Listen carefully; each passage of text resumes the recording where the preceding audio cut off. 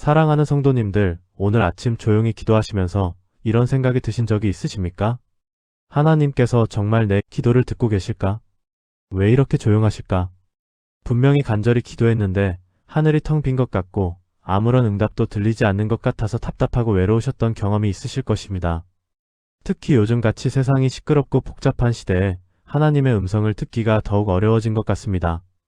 SNS의 끊임없는 알림, 뉴스의 자극적인 소식들, 주변 사람들의 다양한 의견들 속에서 정작 가장 중요한 하나님의 음성은 묻혀버리는 것 같아서 마음이 무거우실 때가 많으실 것입니다. 그런데 믿음의 가족들, 오늘 이 시간을 통해서 여러분께 정말 놀라운 진리를 나누고 싶습니다. 하나님의 가장 강력한 말씀은 때로는 침묵 속에서 주어진다는 것입니다. 하나님께서 조용하실 때가 오히려 가장 깊은 확신과 평안을 주시는 때라는 것을 말씀드리고 싶습니다. 오늘 우리가 함께 나눌 4가지 귀한 진리가 있습니다. 첫 번째로는 하나님의 침묵이 무관심이 아니라 신뢰의 표현이라는 것입니다. 두 번째로는 조용한 확신이 시끄러운 의심보다 훨씬 강력하다는 것입니다.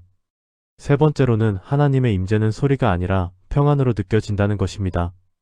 그리고 네 번째로는 침묵 중에도 하나님은 우리 마음 깊은 곳에서 역사하고 계신다는 것입니다. 이 4가지 진리를 통해서 여러분의 영적 생활에 새로운 깊이와 확신이 더해지기를 간절히 소원합니다. 첫 번째로 하나님의 침묵은 무관심이 아니라 신뢰의 표현입니다. 우리는 종종 하나님께서 조용하시면 우리를 잊어버리셨거나 관심이 없으시다고 생각하기 쉽습니다. 마치 부모가 아이에게 말을 걸지 않으면 사랑하지 않는다고 오해하는 것과 같습니다. 하지만 성경은 전혀 다른 관점을 제시해 줍니다. 스바냐 3장 17절에서 이렇게 말씀하십니다. 너의 하나님 여호와가 너의 가운데에 계시니 그는 구원을 베푸실 전능자이시라. 그가 너로 말미암아 기뻐하시며 너를 잠잠히 사랑하시며 너로 말미암아 즐거이 부르며 기뻐하시리라. 여기서 주목해야 할 표현이 바로 잠잠히 사랑하시며라는 말씀입니다.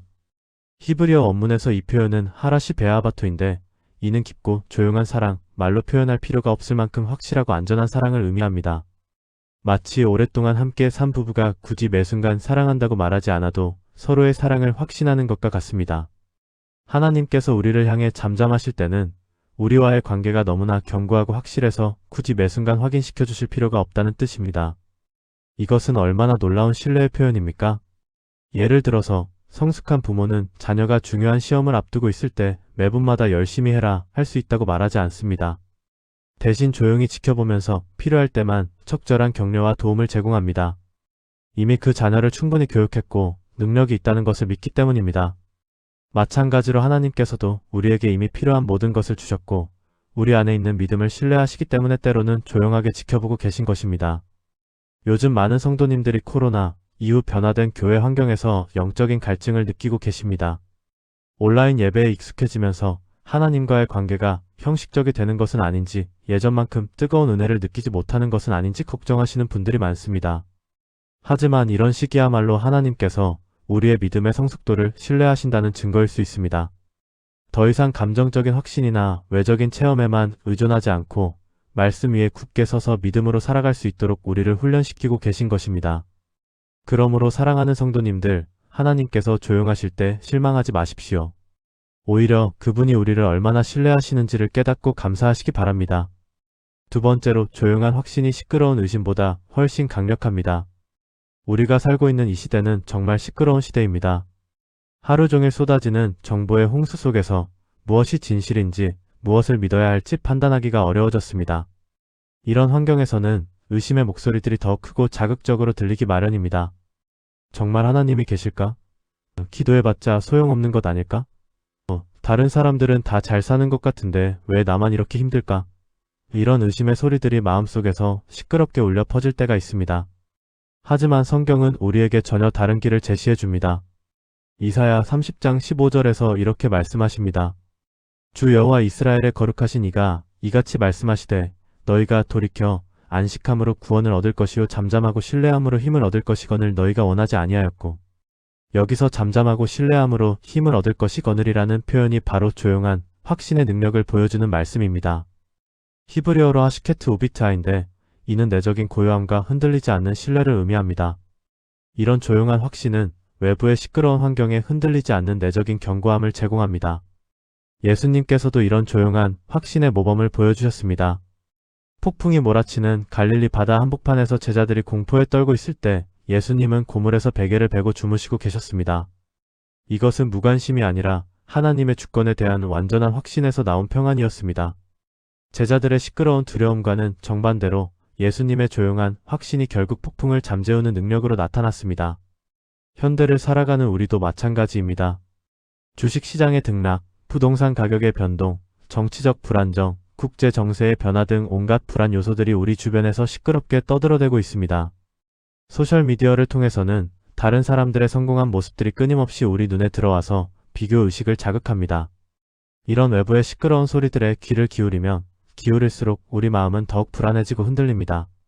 하지만 하나님의 말씀 위에 서서 조용히 확신할 때 그 어떤 외부의 소음도 우리의 평안을 빼앗아갈 수 없습니다. 실제로 많은 성도님들이 이런 경험을 하셨을 것입니다. 세상의 걱정거리들로 마음이 복잡할 때 조용한 곳에서 말씀을 묵상하고 기도하면서 하나님의 선하심과 신실하심을 다시 한번 확신하게 될 때 그 순간부터 마음에 설명할 수 없는 평안이 임하는 경험을 말입니다. 이것이 바로 조용한 확신의 능력입니다. 그러므로 믿음의 가족들, 세상이 아무리 시끄럽게 떠들어도 우리는 하나님 안에서 조용한 확신을 유지하시기 바랍니다. 그 확신이야말로 우리를 진정으로 강하게 만드는 힘입니다. 세 번째로 하나님의 임재는 소리가 아니라 평안으로 느껴집니다. 많은 성도님들이 하나님의 임재를 체험하기를 원하시면서도 그 체험을 잘못 이해하고 계시는 경우가 있습니다. 마치 하나님의 임재는 반드시 극적이고 초자연적인 현상을 동반해야 한다고 생각하시는 것입니다. 큰 소리, 환상, 신비한 체험 등을 기대하시면서 그런 것들이 없으면 하나님이 함께 계시지 않는다고 오해하시는 분들이 계십니다. 하지만 성경은 우리에게 하나님의 임재의 참된 본질을 보여줍니다. 열왕기상 19장 11절에서 13절까지의 말씀을 보십시오. 여호와께서 이르시되 너는 나가서 여호와 앞에서 산에 서라 하시더니 여호와께서 지나가시는데 여호와 앞에 크고 강한 바람이 산을 가르고 바위를 부수나 바람 가운데에 여호와께서 계시지 아니하며 바람 후에 지진이 있으나 지진 가운데에도 여호와께서 계시지 아니하며 지진 후에 불이 있으나 불 가운데에도 여호와께서 계시지 아니하더니 불 후에 세미한 소리가 있는지라.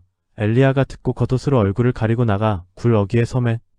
여기서 세미한 소리라고 번역된 히브리어 표현은 콜 드마마 타카인데 이는 문자 그대로 조용한 침묵의 음성 또는 고요한 속삭임을 의미합니다. 하나님은 요란한 바람이나 지진이나 불 속에 계시지 않고 오히려 세미한 음성, 조용한 임재로 엘리야에게 나타나셨습니다. 이것은 하나님의 임재가 소리의 크기나 현상의 규모와는 전혀 상관없다는 것을 보여줍니다. 오히려 하나님의 참된 임재는 우리 마음 깊은 곳에 임하는 평안과 안식으로 나타납니다. 예수님께서도 이런 평안의 임재에 대해서 말씀해 주셨습니다. 요한복음 14장 27절에서 이렇게 약속하셨습니다. 평안을 너희에게 끼치노니 곧 나의 평안을 너희에게 주노라. 내가 너희에게 주는 것은 세상이 주는 것과 같지 아니하니라. 너희는 마음에 근심하지도 말고 두려워하지도 말라. 여기서 예수님이 주시는 평안은 세상이 주는 평안과는 본질적으로 다르다고 말씀하셨습니다. 세상의 평안은 외부 환경이 좋을 때만 유지되는 상대적이고 일시적인 것입니다. 하지만 예수님이 주시는 평안은 환경과 상관없이 우리 마음 깊은 곳에서 샘솟는 절대적이고 영원한 평안입니다. 이런 평안이야말로 하나님의 임재의 가장 확실한 증거입니다. 요즘 많은 분들이 명상이나 힐링에 관심을 보이시는데 그 이유도 결국은 마음의 평안을 찾기 위함입니다. 하지만 세상의 어떤 방법으로도 얻을 수 없는 참된 평안이 바로 하나님 안에서 발견됩니다. 기도할 때 마음이 고요해지고 평안해지는 경험, 말씀을 묵상할 때 내면 깊은 곳에서 안식을 느끼는 경험, 예배드릴 때 세상의 모든 걱정이 사라지고 하나님만 바라보게 되는 경험들이 바로 하나님의 임재를 체험하는 것입니다. 특히 어려운 상황 속에서도 설명할 수 없는 평안을 경험하실 때가 있으실 것입니다.